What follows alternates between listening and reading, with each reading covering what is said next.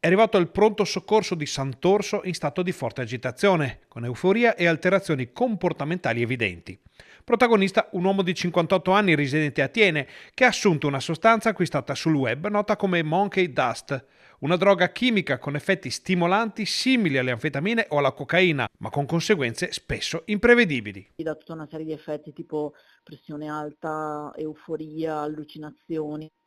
può dare tachicardia, pressione alta, dilatazione delle pupille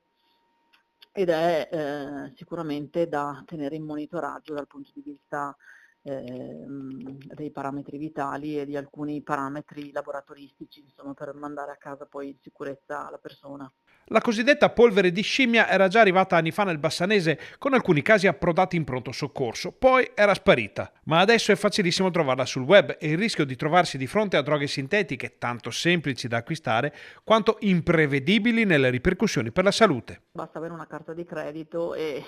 qualsiasi cosa, legale o illegale, è assolutamente raggiungibile tramite il web. Vi dico la verità che poi dal punto di vista anche delle analisi di laboratorio per rilevare questo tipo di sostanze, essendo delle molecole sintetiche, vengono sintetizzate con